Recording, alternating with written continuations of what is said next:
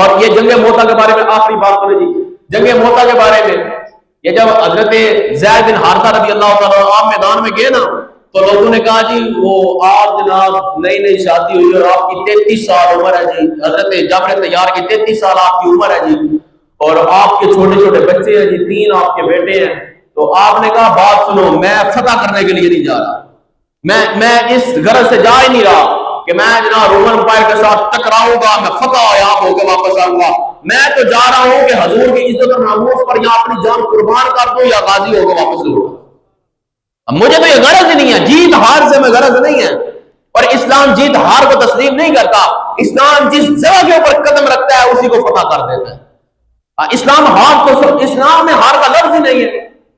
یہ عجیب تشریح ہے لوگوں کی کہ صحابہ کرام فلاں میدان میں ہار گئے، فلاں میدان میں ہار گئے. میں نے کہا آ رہے ذرا کتابیں لے کر مجھے بتا کہاں پر ہارے.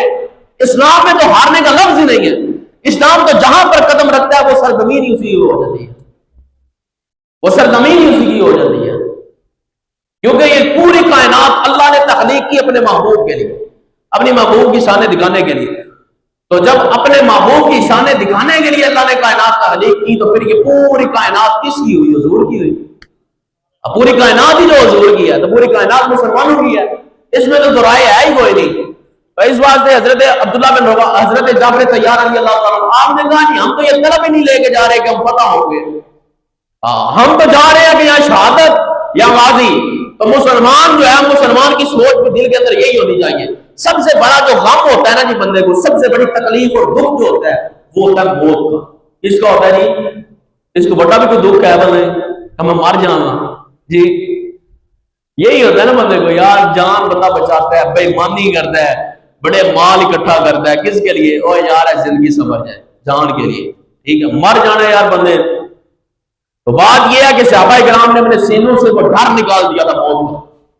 تو جو اپنے سینے سے ڈر موت کا نکال دے اس کے لیے حدیث مبارکہ حضور نے فرمایا الموت تحفۃ المومن، کہ موت مومن کے لیے تحفہ ہے. تو اگر آپ اس کو تحفہ بنانا چاہتے ہیں تو کم از کم اپنے سینوں کے اندر سے جو ڈر ہے موت کا اس کو نکال دیں. تو ہماری جو آج کی گفتگو کا خلاصہ کلام ہے وہ یہ ہے کہ ہمارے جو آئیڈیلز ہیں اور جن کو ہم نے فالو کرنا ہے وہ شخصیات صحابہ کرام ہیں.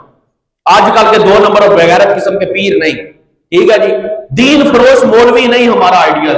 ہمارے آئیڈیل حضرت سیدنا خالد بن ولید ہے. آپ اتفاق کرتے ہیں اس بات سے؟ حضرت خالد بن ولید ہمارے آئیڈیل ہیں اور ہمارے آئیڈیل جناب سیدنا فاروق اعظم ہے، سیدنا عثمان غنی ہے، سیدنا ابوبکر صدیق ہے، سیدنا مولا حیدر کرار ہے. تو اس واسطے اپنی نسلوں کو اور اپنے اندر یہ سوچ پیدا کریں کہ ہم نے دین اگر سیکھنا ہے تو صحابہ کرام سے سیکھنا ہے. تو اللہ تعالیٰ مجھے اور آپ کو دین کی غیرت اور اہمیت عطا فرمائے. باقی